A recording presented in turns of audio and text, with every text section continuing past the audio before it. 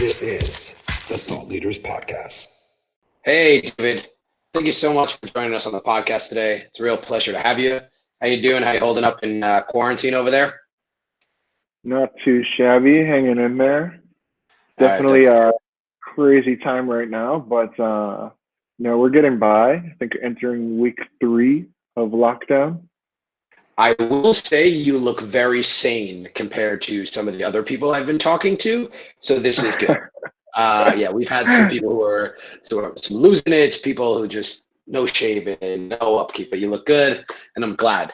So yeah, I want to dive right in, and just to give the listeners kind of an idea of who you are. And right off the bat, we'll just start. You had an incredible podcast, HackingUI, and I would love for you to walk me through kind of how that was born, and let's get this going. Yeah. So I founded HackingUI about 5 years ago, even more than that actually, in like 2013, with business partner Sagi Schreiber. We worked together at a startup. He was the designer and I was the developer. And we wanted to create content to talk about the workflow between designers and developers, especially in startups, tech startups. And for about a year or so, we created a blog and a newsletter and talked mostly about design and front-end web development. And then as we started going with it, we realized that we really liked talking about entrepreneurship or turning this into a business or marketing, sales. So then we started talking about those topics a lot more. We expanded to having a podcast, which we did 3 seasons of. And we did webinars, live webinars and courses. But by the end of it, yeah, we did that for about 5 years. And by the end of it, we were talking about all sorts of topics. It expanded way bigger than just kind of design and development. Okay, so it kind of seems like it wasn't just, hey, let's start a podcast. I know you just mentioned a blog and a newsletter. So I would love to kind of understand how that started. Was it like just a drunken night at a bar? Hey, let's start blogging because it's going to be cool, or like it was something you guys sat over for a while, and how it kind of started from this blog into this really amazing podcast? Yeah, so it started, the very first thing was we had a newsletter. With a newsletter, we did a roundup of links about links that were useful, basically resources for designers and developers. It started because actually Sagi was producing a newsletter in Hebrew for just designers.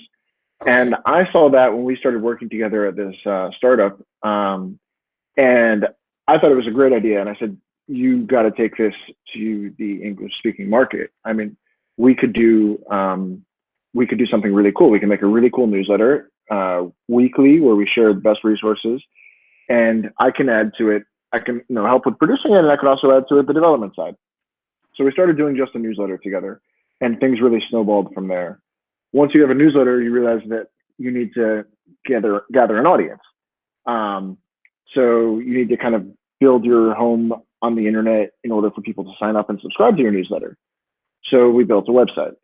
And then once you have a website, you realize that nobody's coming to your website. So you say, okay, so we need to create some content on this website that's going to get people here, with the goal of them, once they're here, signing up for our newsletter. And over time, that really just snowballed into a bunch of different ideas. We ended up, we built out some products that we sold. We built courses that we sold. We built things that we gave away for free. We built products we gave away for free too.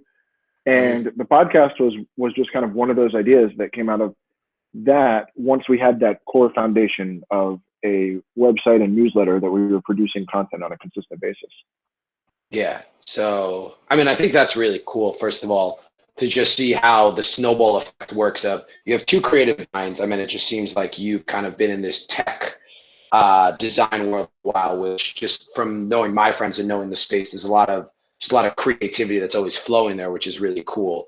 And I think it's just, again, really interesting to see that snowball effect and how you started doing one thing and it gets you to a completely separate thing in this podcast. And it's just really incredible. So do you, maybe you don't remember, but do you mind walking me through that first podcast episode or the recording of the lead up to it. For me, that's really interesting to hear how that went.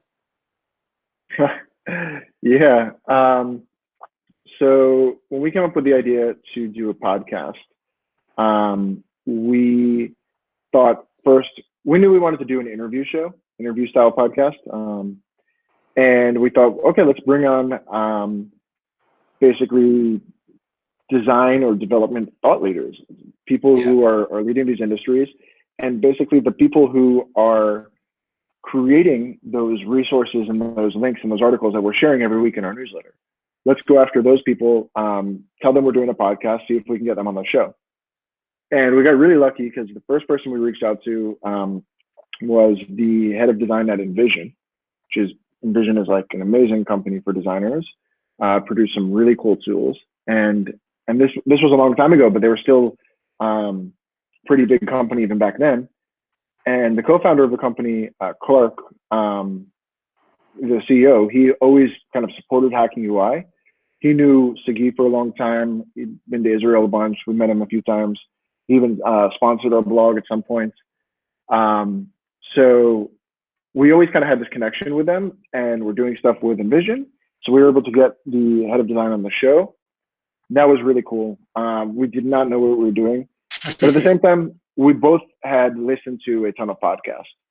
Right. So we kind of knew things that we liked and things that we didn't like. We prepped a bit beforehand. We had really good knowledge of the space to begin with, design, Envision as a company, the history, everything. And then we just went for it. So what year was this again? Well, I want to say 2015, 2016, maybe. Okay, so this is really before the peak of podcasts. And I think this is really interesting that this is kind of the direction you went, because you had the newsletter. Newsletters had been building steam, and blogs were big, but like here you're like, okay, you know what, Sagi, let's start a podcast.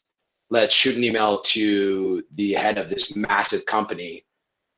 And he says yes. Like, what kind of feeling does that give you of like, here I am, David? You know, I'm not saying you were nobody back then, but like, you know, podcast with 0 guests, and you're sending an email to a big company, and you get the head of you know, a company on the show. That's a really incredible feeling. Absolutely. So that was one of the coolest things for me, and one of the reasons I love doing the podcast so much, was that we got to get guests on the show who probably wouldn't have given us the time of day through any other medium. People that we were definitely unqualified to interview, were willing to do it. So I think that we went about that in a few ways. In the beginning, we went after kind of people that we had some sort of relationship with. That was Billy Kiley, our first guest back then. And again, we had the relationship with Envision. So we were able to do that. We also had a few other guests that we had some sort of relationship with, and that helped us build up a little bit of a foundation. And then we were able to just start emailing more and more guests, and we started getting a bit crazier with our outreach and reaching further, to the point where we interviewed Tucker Max on the show. We interviewed Matt Mullenweg, founder of WordPress, a bunch of other amazing guests that, like I said, we were definitely unqualified to interview them. The other thing that really helped was that we had a base foundation for our content. Our newsletter had gotten to be pretty popular at this point. I think we had something like almost 30,000 subscribers. And granted, that's, you know, 30,000 subscribers, to some people it sounds like a ton, to some people it sounds like nothing. It was in a pretty niche space. So in that area, that was a pretty decent amount of, you know, active subscribers reading our stuff every week. And that also helped us to get guests, because they understood that we were people that were producing content. We were serious about this. I think that a lot of guests were worried that if they're going to go on a show and it's just going to kind of like have only a couple episodes and disappear, nobody's ever going to see it or hear it, then it's kind of like not worth their time. But I think we were able to assuage some of those fears. Yeah, so you guys just, I was doing some research on you guys. You guys ran from 2016 to 2018, right? The podcast? Yeah. I want to say yes.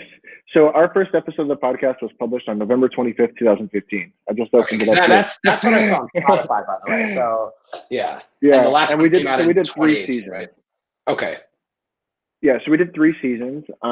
Each time we tried to pick a different theme for the seasons, and then tried to get guests that were kind of around that. But the truth is, the themes were pretty general, and a lot of the guests that we brought on, we were able to have conversations with them that touched on those themes, regardless of where they came from, so or what their background was. So we were like most people, even if someone was, let's say, like Billy Kiley was VP product, so we didn't only ask him about product. We asked him, about even his career, all sorts of things that weren't just about product. That asked the person questions. Okay, so I think that's really cool. The 3 reasons. And how many episodes were per season? Around 10, if I'm not mistaken, a little more. You're asking some, you're really testing my memory here. No, just listen. I'm very see. curious to see, because I think I'll tell you what it is. I think that today it's so accessible, right? Podcast, anyone, any crazy person can set up in their basement and broadcast a podcast that reaches either 10 people or 10 million, and you have that option. And you guys, although super niche, did a really, really good job of getting it out there and also getting really incredible guests. And I know this wasn't your only job, and this was kind of a part-time thing, almost like a hobby.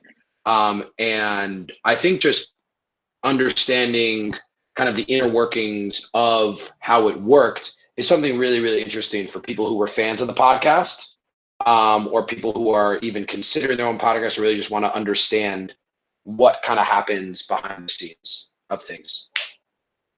Yeah, so going back to that question about the number of episodes, I want to say it was like something like 12, 15, something like that per season. But that wasn't something that we had like this master plan beforehand. I wish we could say we planned out a decent amount of guests that we liked, and then got the interviews that we could, and started recording. And then we got to a point, I think, that we wanted to set like a different tone and change themes, and that's when we started season 2. I think that you can do a lot of these things as you go, and that's kind of like, if I can give one tip or piece of advice to people who are thinking about starting stuff. You mentioned that it's like super easy to start stuff now, but I actually think that even though, there's tech and there's tools to help people, the issue isn't that, and it never was. The issue was always that people don't know how to start. They don't know how to take the first step forward. And the tools that you have today are definitely better than they were a year ago, definitely better than 5 years ago, definitely better than 50 years ago. But it's still the biggest issue and biggest challenge for people is just to get started, just to actually do it. Yeah, I think that's an interesting, because again, you guys really did that. You had this blog, and then you went straight into the podcast, and kind of just seemed like you jumped off a ledge, and it worked. But I think I would love to hear kind of about some of the guests, because I know you interviewed the co-founder of Free Code Camp, and I know again kind of the guests you mentioned. So did you have like a favorite guest and a horror story of a guest? Did you have people just hang up mid-interview? Like, let's get some crazy stuff, and I want to hear what happened behind the scenes. I don't know if I could say I had a favorite guest. There were definitely some really cool episodes. The best thing for me was just getting that time with someone who, everyone we interviewed were people that we admired. Some were people that specifically I admired and wanted to get. Some were people Sagi wanted to get. A lot of times both of us. But the cool thing was just getting that time to sit down with them and really kind of pick their brains. So I learned a ton of cool stuff. I think that one thing I would say in terms of the guest is that sometimes we would bring on a guest who had a big name, and like leading up to that, we thought, wow, this is by far the best episode ever because, everybody knows this guy and he's famous or she's famous, and it's going to be a crazy episode because of that. And we might be let down. And then other times we did episodes with people that were absolutely not famous at all. We were running a program called the Side Project Accelerator, where we were teaching people how to create content, build their personal brand, start their own side projects. And we did a couple episodes with actually students of that program. And some of those turned out amazing. They were all really talented people who were working in really cool fields. But they weren't famous or something. And those episodes turned out great. So I think that's kind of the interesting thing for me, was that I wouldn't say there was a direct correlation between the expectation you would have of how well an episode would go based on like someone's fame or someone's background, and actually what would happen with that episode. Okay.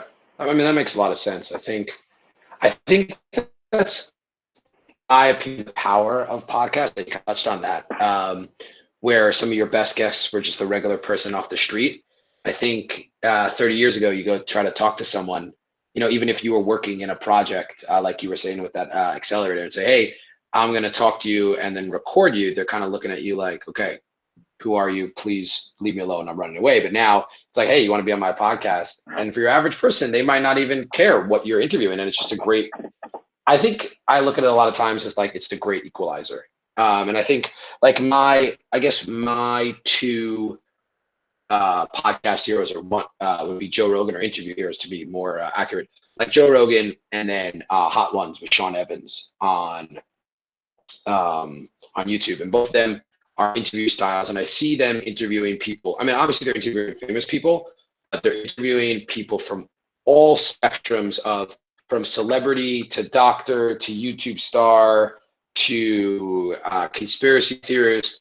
And you're just getting to see these people in this access to people that, in a normal way you wouldn't be able to. And I think that's really cool to see. But speaking of kind of my favorite podcasts, I would love to kind of know your personal journey with listening to podcasts and how you got into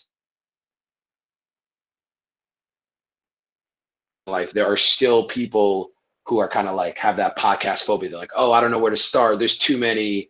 Like, I don't want to be that guy listening to podcasts all day. So yeah, like, how'd you get into that kind of stuff? I started listening to podcasts a really long time ago. And the problem then was not that there was too many. It was always hard to discover podcasts though. Today, there's some really good apps for discovery. I used the Overcast app for a long time. Then I switched over to using Breaker app. I thought Breaker was it came out later and it was better for discovery, but Overcast is still a great app. Sometimes I use that because I like the player inside of it a bit more. The first podcast that I think I really, really liked, like that I listened, religiously every episode to, was Tim Ferriss show. I read 4 Hour Workweek and was a big fan of Tim Ferriss's stuff, and was listening to the podcast for a long time. That was also interview style, similar to Joe Rogan. So I really liked that show. And actually, a lot of the things that we did content-wise with HackingUI were based off of stuff that we had heard or read from Tim Ferriss. Oh, okay, that's really cool. I personally don't listen to Tim Ferriss, but again, I've heard some really great things about him. And touching on what you were saying about how there's too much choice today, I think a lot of people listening, they might have gotten here through an app or kind of discovery and are always looking for new things.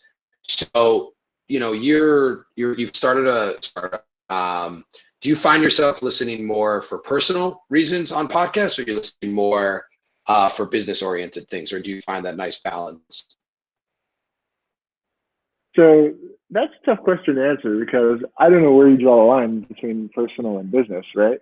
Okay. I mean, I can say there's a lot of things that am I listening for personal, let's say, improvement or self-development, a lot of times, definitely. And when it comes to podcasts, I don't listen to that much like fiction or even non like a serial style podcast. I don't really listen to those that much. So most of what I listen to podcasts is definitely for self development. But I don't know how to draw a line between personal and business because it's not like I'm doing it to become better overall. And more than that, I think it's less about like actively trying to learn something in every episode, more about listening to other people's experiences and hoping from those experiences that I can find something to take away back to my own experiences. Yeah, that's pretty cool. So speaking of business and personal, we kind of touched on your personal for a little bit. Let's move over, obviously, with your blessings, to the business side. So you are the co-founder and CEO of ThoughtLeaders. And that obviously ties in heavily to podcasts. So, if you can give the listeners a little taste of what it is you do, the company that you helped start, and how it ties into the podcast theme and digital marketing. Yeah, so ThoughtLeaders actually spun out of an idea that I had when we were working on HackingUI. The core issue was that two things. One was that I didn't care so much if a publication, like a large, if the New York Times came out with a new article, they're coming out with hundreds of articles a day. That's not like super interesting for me. But what is interesting for me is if Tim Ferriss comes out with something, a new piece of content, and that might be on his podcast, or that might be on his blog, or through his newsletter, or through his YouTube channel. So I cared about Tim Ferriss as thought leader, and I wanted to catch all the content that he was producing. Really, what I cared about was the people that were producing. So that was the first thing, and this was really important. We were creating that newsletter for HackingUI. We wanted to round up links and resources each week, new stuff, and we wanted to get things that no one else had, that no one else saw. We didn't want to share the obvious stuff. We wanted to share things that would be really useful and people hadn't already seen. So a great way of doing that was by following these thought leaders that we cared about and seeing whenever they were producing new stuff immediately. So the first version of Thought Leaders, I built scraping tons of content from all different sources and kind of aggregating it into a way to show, to create an entity of a thought leader, and showing everything that was produced, no matter the source, by a specific person. The second thing that kind of led to Thought Leaders as a business was with HackingUI, we weren't super happy with the monetization options that were out there for publishing content. And I think that problem was really came to light because we were talking about producing, about creating good user experience. That's what the whole, the subject of HackingUI was about. So the monetization options that were available, the easy ones at least, were mostly around programmatic advertising, banner ads, putting some script on your site, things that were interrupting the user experience and creating a bad user experience. And that felt super hypocritical to do that on our own site when the whole point of the content we were creating was about how to create a good user experience. And then in the middle of that article, we were telling you how to create a good user experience. There's an annoying banner ad that takes you away and tries to get you to click out of the website. Like, it doesn't make sense. So what we did to start to make money was we actually went to brands directly to sell and sold sponsorships to them within our content. We only worked with products and services that we liked ourselves, that made sense for our audience. And when we worked with someone, even though it was a sponsorship, it was definitely paid, obviously disclosed, but we were able to actually endorse that product or that brand because we actually liked them. We were using them ourselves most of the time. So those two ideas kind of came together, and that's how Thought Leaders was born. We wanted to capture, to basically support people that were creating good content, thought leaders, and give them a way to monetize that wasn't going to ruin their trust with the audience that they worked so hard to build. Wow, that, first of all, that's very refreshing to hear. I mean, I think we all hate banner ads, but I don't think, at least myself, I know I'm not consciously saying that, oh, this is like a burden in my life. But then, yeah, it's annoying every time I'm trying to read anything about anything. I spoke about something yesterday with a friend, and now it's like inundating my screen, and I just like XXX. For example, like I bought a Movement watch a month ago, and am still getting every time I go onto any website like Movement watch everywhere. And I love Movement. I'm just saying that, and it's not them. I just think it's the whole banner thing is so crazy, and it's really refreshing to hear that people are trying to do something to, save us from this terrible problem. It's almost as if, I hope that banner ads kind of go the way of billboards, because I was recently driving back from Jerusalem to Tel Aviv, and I remember, a couple of years ago, there were just billboards everywhere. And now I don't have the stats on this, but I definitely feel like there are less billboards because I think everything's turned digital. So I could only hope that we're going to lose the banner ad. So first of all, top of my hat to you. Thank you for saving us from that. But it's interesting because what you're kind of basing that on is you hope that there's this subscriber creator relationship where a subscriber is going to trust you. Like the listeners of Hacking UI or the newsletter, we're going to trust you guys to make a conscious, well-educated purchase. Yeah, it's exactly that. I mean, as a content creator, the audience you built up is by far the most valuable asset you have. And you can lose that trust in a second. You can spend years building it up and do one, misstep and it will all come crumbling down. So I think that when people take sponsorships within their content, they have to be really conscious of that. Both the brands that they're allowing to be featured to their audience and also the way that they're doing it.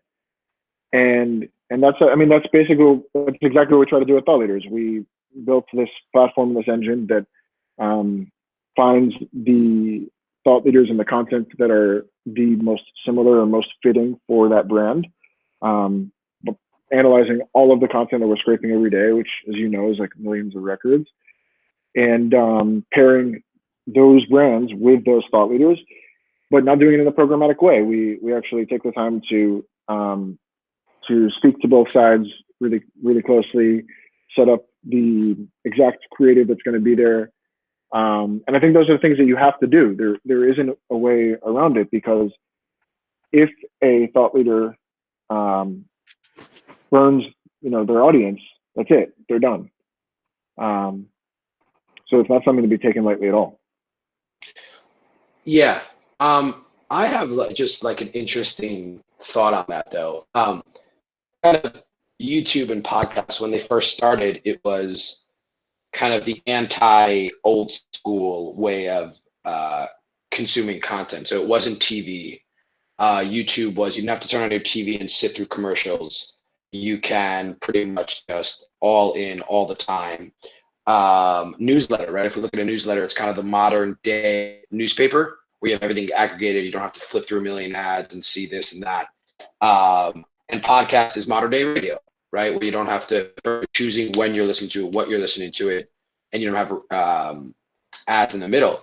But it seems that kind of we are trying, or not we, but there's this encroachment into this, what was initially launched as a free ad space, an ad-free space, and now we're slowly encroaching into it. Do you think there is going to be some backlash from people saying like, hey, I want to listen to a podcast, I don't want to hear anything, leave me alone, no more ads? Do you see that happening? Well, I don't think that I don't know if I agree exactly with that analysis of it. I mean, you can argue that one of the reasons YouTube grew so quickly and so well was because from very early on they had the partner program, and they paid creators a portion of the revenue that YouTube was earning on their from the ads that they were selling on those videos. So I mean, it's still very different than any other major content platform. Facebook is doing that to some degree today, but not anywhere near what YouTube is doing in the way they basically democratized that and given that revenue potential to so many creators. And I mean, you definitely don't see anything like that on think about other platforms where people are creating content like LinkedIn, Quora. So I don't know if I agree with the analysis that YouTube was like this ad-free space and all of a sudden it's taken over by ads. Podcasts, kind of the same. Podcasts are more just like the Wild West, right? I mean, there wasn't that real central authority. I mean, it basically would be Apple, but at the same time, even though Apple had the iTunes and was allowing people to access a lot of podcasts, people were hosting their podcast in different places. The podcasts were all different styles, all different lengths. There was really no standardization around it. There still is very little standardization around it, although there's starting to be some solutions out there. So I don't know if that's really the case. I think that it was that there were always kind of ads involved, and definitely there were ads involved as long as these things were popular.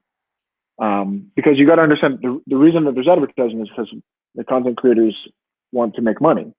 And I think there's a direct correlation between giving people financial support to produce high quality stuff and the level of quality that you're going to get back, right? If you want to see people producing amazing podcast episodes, in the highest quality, or traveling all over the world to do interviews or shoot videos, but I mean, these things cost money. The very nature of creating content does cost money, albeit we've lowered the cost a bit with a lot of technology, but it still costs money. It takes time, which is opportunity cost. So if you're not paying people or rewarding them for it at all, then you're just not going to have high quality, and then you're not going to get that to be listened to or viewed by the masses. Yeah. So I think I agree and disagree with some of the things you're saying. I think when it comes to like the YouTube, although when it comes to I know it wasn't an ad-free space, but it was a lot of pre-roll stuff where you can kind of skip, almost you can choose when to watch commercial and not. But I think something that was really interesting that you touched on is being able to support content creators that you love. If there was a TV show, let's say 20 years ago, I'll give you a personal story. I loved Smallville as a kid. Did you watch Smallville as a kid? Just a little bit, not really. Okay. So I love Smallville, right? And then I think they canceled it, and I was really upset because I absolutely loved it. There was nothing I could do, right? There was nothing I could do to save Clark Kent, okay? It just wasn't going to happen, and it sucked.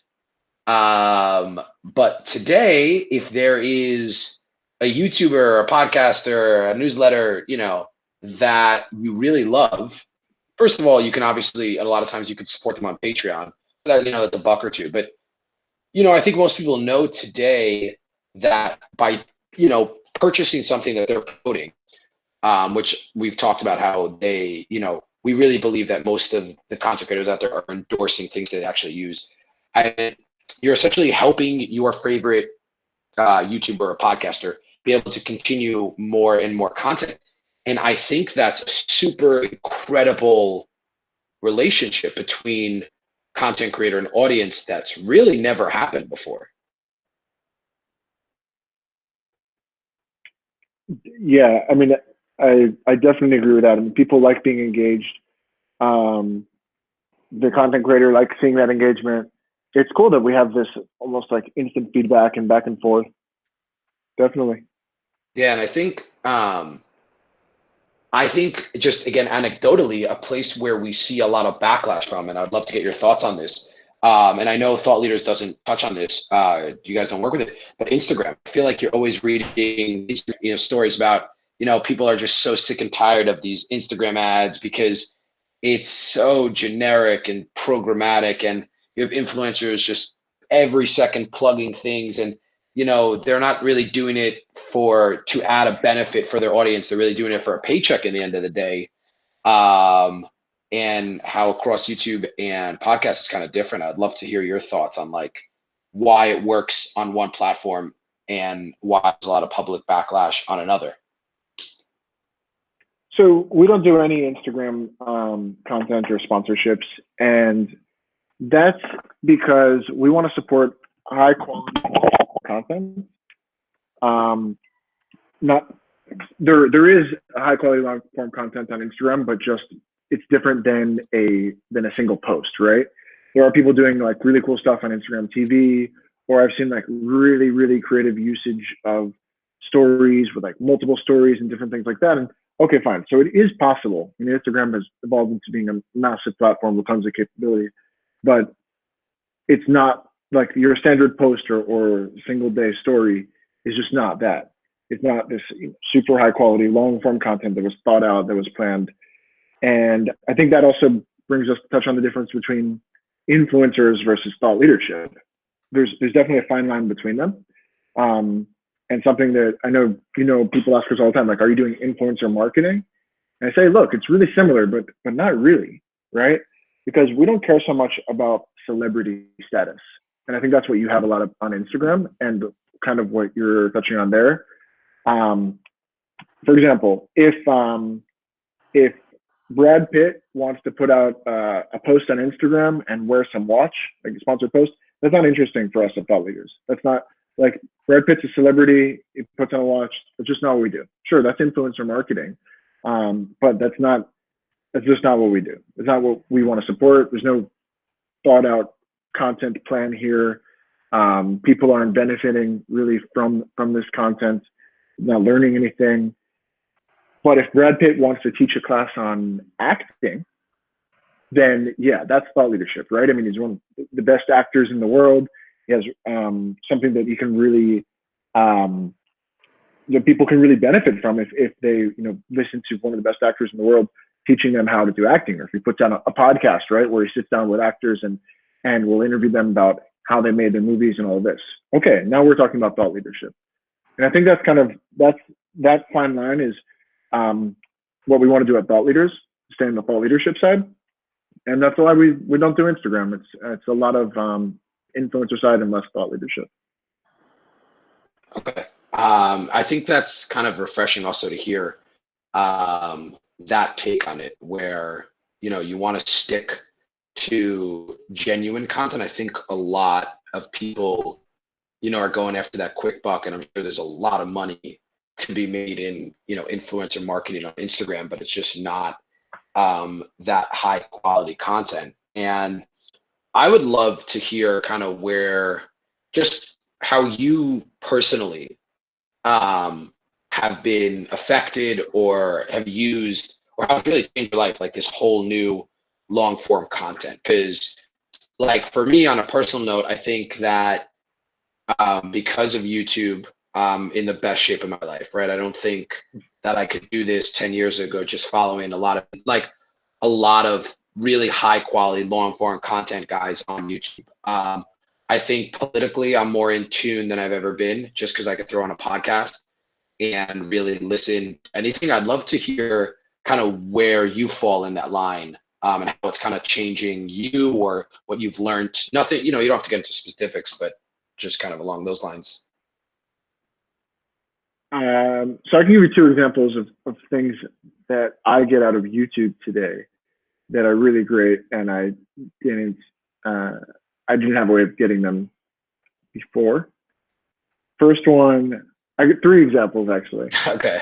First one is I wanted to learn to play guitar for a long time. I mean, I make every year on my birthday, I kind of make like a goals list, and I look at like the goals that I did from the year before. And every year, really, for as long as I can remember, I have like learned to play guitar this year. It's like on this goals list. And it's the goal that I've never done, never achieved for, I don't know, at least 15 years. I think I tried taking guitar lessons for the first time when I was like 11 years old, something like that. Yeah, I think a lot of people right now are resonating with that. I've tried to learn instruments a lot also and failed. Yeah. So I actually said like this, I have to do it. This is like the goal that I just have not ever been able to achieve. I have to do it. So I downloaded the Musician app and played along there, and got a little bit of kind of foundation, and then just YouTube like let me run wild, and found tons of instructional guitar things on YouTube. It was super interesting, from all sorts of different personalities, people that were teaching like how to play specific songs, people who were actually guitar teachers showing technique, the moving screens where the chords and lyrics are going so you can play along with them. Like everything is there. It's crazy. And now I can actually sort of play guitar, but getting better every day. There you go. No, I mean, that's amazing. I think like, yeah, I mean, that's just create an opportunity for people to do things that they would never be able to do before. And it's this incredible tool that can be used. And I think really has been, there's always going to be the negative and naysayers out there, but I think in general, these platforms have been used for positive. But yeah, hit me with those other two though. How to fix it things, or how to build it. I hung the TV on the wall by myself. That was a big win for my handyman skills. That was 100% YouTube, 100% YouTube. And also we had like a couple like weird things around the house needed to fix, all YouTube.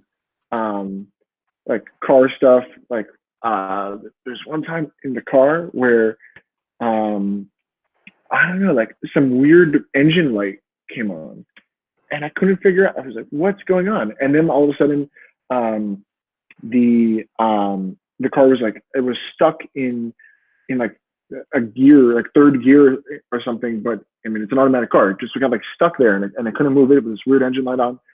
Looking around in the manual, can't figure out what's going on. Went on YouTube, typed in like name of car, like stuck in drives in the D3 engine light. Boom! Instantly, like in a second, found the video that was like, oh, all you do is there's this weird button that I had never even noticed before, and someone showed me exactly where to put it on exactly my car. And boom, done, fixed. And the last thing, which is different. Those two were kind of like learn to do things, right? Instructional stuff. This one is I really love these kind of general knowledge YouTubers.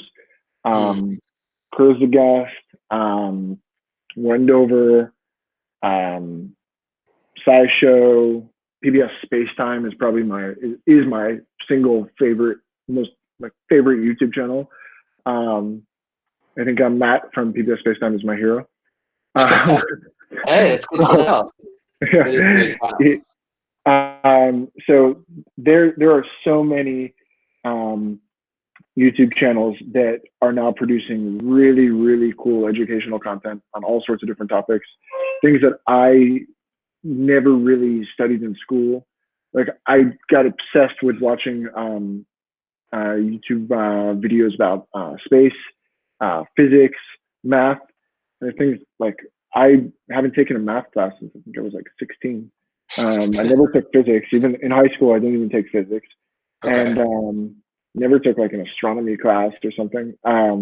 But these educational YouTubers are doing a really, really good job of bringing these complicated topics and making them, first of all, breaking them down into more simple ideas, and second, to make them accessible and kind of in everyday life, making you understand how they're related to things that are actually happening around you instead of being these just abstract concepts. Yeah, that's I mean, that's a great way to put it. It kind of sums up perfectly how I feel about YouTube. It's interesting. I studied history in university, and will not lie, history YouTubers got me through my degree. I don't know if that's a positive or negative. A whole course can be taught or maybe it says more about the tests and the papers I had to write. But it's crazy because I'm thinking that forgot what I was watching something the other day. Oh, okay. I know what I was watching. I was watching F is for Family, the Bill Burr show on Netflix. Okay. Okay.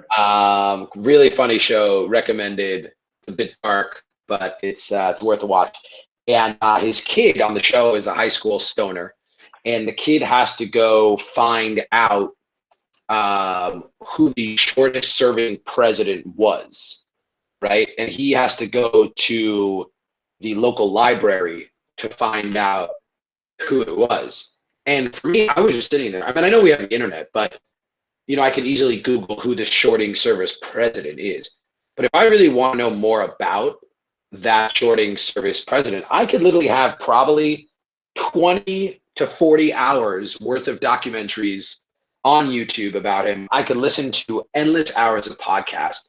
I feel like there's an older generation, to steal a quote from The Simpsons, old man shouts at the clouds. I feel like there are a lot of people rallying against that and saying, oh, YouTube kids are getting like really dumb. And, but I actually think it's the opposite. I think people are educating themselves more now than they ever have. And I think it's really incredible because I think for a while on YouTube, it wasn't that. And I think, not to say anything bad about Serial, I love Serial. Serial was my first podcast that I ever listened to.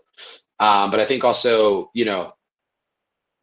that maybe podcasts were more geared towards the fiction style at the beginning. Now you have all this self-help, which is great, fitness, educational, history. It's just like, we're really seeing a revolution in front of our eyes. And it's crazy to think about it because you don't always realize it,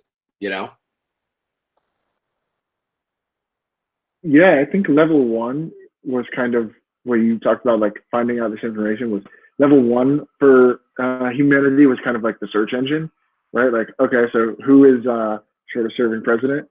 And then level two is this new layer where, yeah, it's not just figuring out, getting a name back. It's being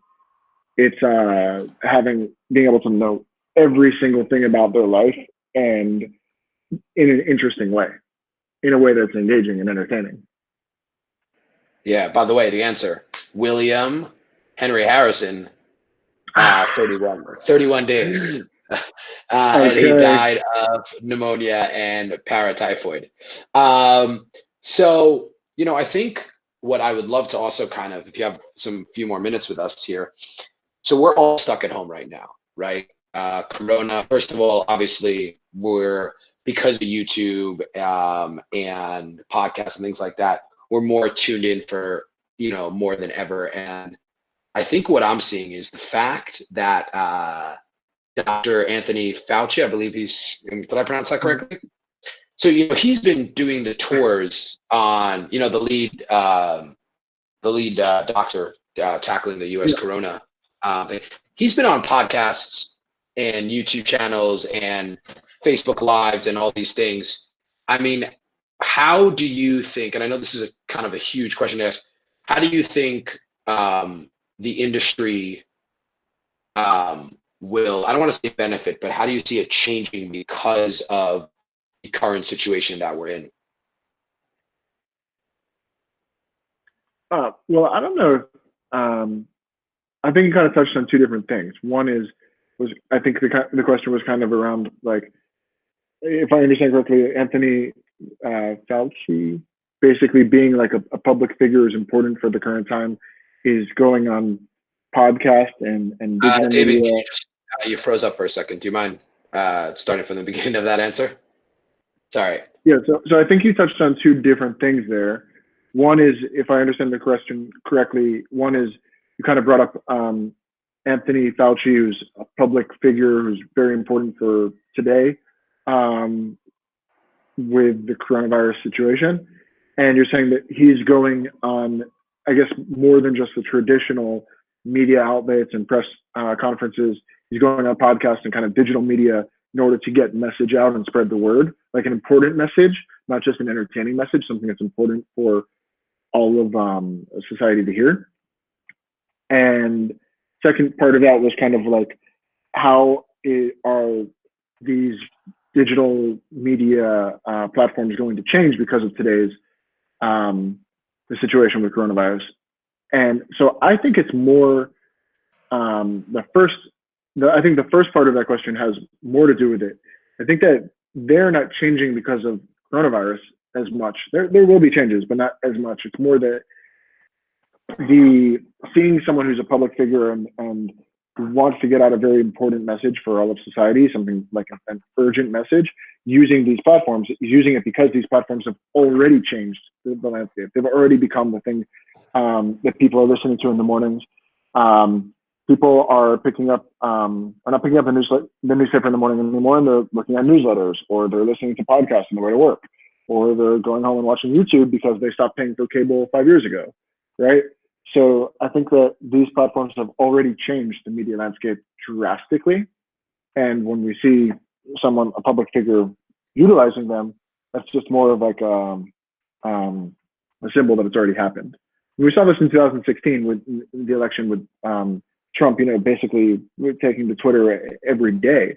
And that was clearly the thing that was mobilizing people and was reaching people way more than, going on a morning show or Letterman or something like that. Will this situation change these platforms? I'm sure it will. People smarter than me probably have better ideas about it. But I think these platforms are changing all the time anyway, and they're adapting really quickly. I mean, YouTube was only invented in 2005, right? Right. So Crazy. they're not that old. Podcasting, I believe, started around I want to say maybe it was possible in 2004, but started picking up some steam in 2008, right? And there still isn't even a real standardized way of doing that. And there's new things being invented all the time. Look at TikTok taking off, right? TikTok wasn't even a thing, at least in the US a year ago. I remember when I went to VidCon in LA in July 2019, and saw VidCon was everything that was being talked about there. Oh, this is crazy. I don't even know what TikTok is, and I'm supposed to be in this industry. And that was July 2019. Yeah. So these things are adapting and changing all the time anyway. I definitely think one platform that's definitely blowing up now is TikTok. It is the ultimate app when you're stuck at home and bored. What can I do? Are you on TikTok? I am not on TikTok. I can vouch for the people across the street who I've caught them 3 times making TikTok videos. I see the camera set up. That's the crazy part of this entire situation. If you are, and this is my recommendation out there. Now, again, I'm no expert. If you are trying to go viral now, this is your time to shine. With everyone just staying home, and it's crazy. I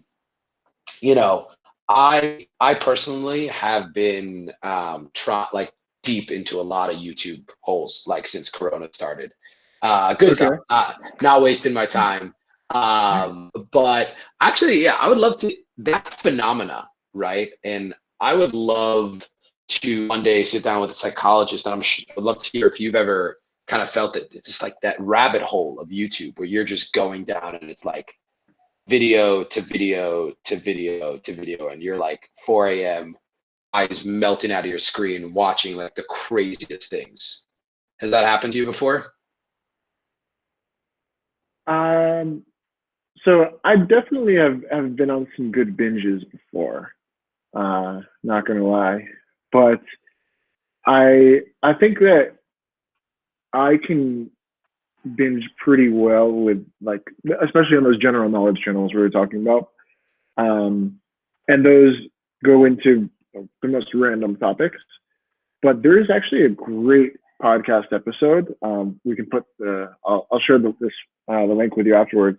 Actually, Jose, one of the developers of ThoughtLeaders, sent the link to me, and I want to say it's with the head of the YouTube algorithm. I forget his official title, but that's basically, he's the person who is in charge with managing the YouTube algorithm for related videos and for finding people new content to watch. And he goes deep into how this works and what's happening with this kind of like this rabbit hole effect, how you watch one thing and then get to the next thing. Yeah. But the gist of it is that basically they look at overlapping groups of people. It's all based on what people are watching, and find, let's say you watch a video that's about cars, for example, and they find that there's a group of people that also watch videos about cars, but for some reason those people are also watching videos about fitness. So what they'll do is they'll essentially show you one video about fitness, and even though you were just watching a video about cars, right? They weren't overtly related to each other.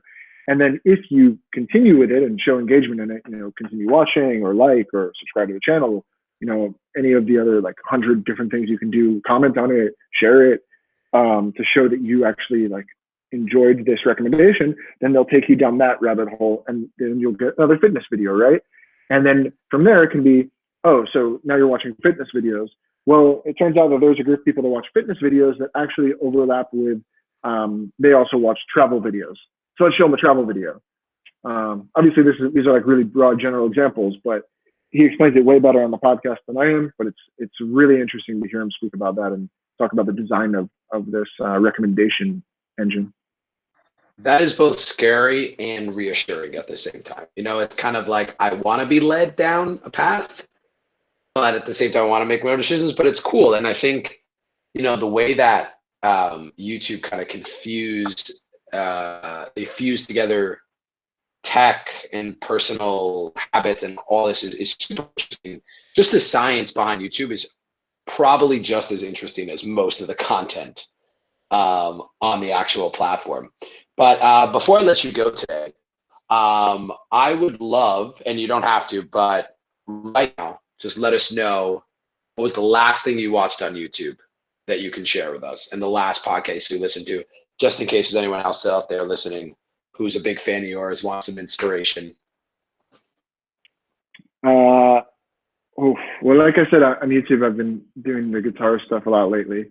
So I was up pretty late last night learning to play Wonderwall on the guitar.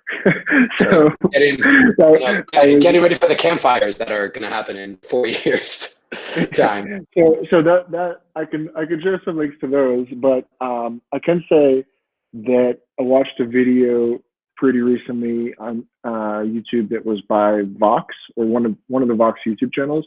I'm not sure if it was the main one, but it was about why the coronavirus started in China, and it started talking. Okay. It talked about the wet markets in China and about how viruses travel throughout the world, and obviously like super relevant for the situation. But they, as they always do, did an amazing job explaining it, backing it up with facts and sources, and that was a great video. So I can find that and share that.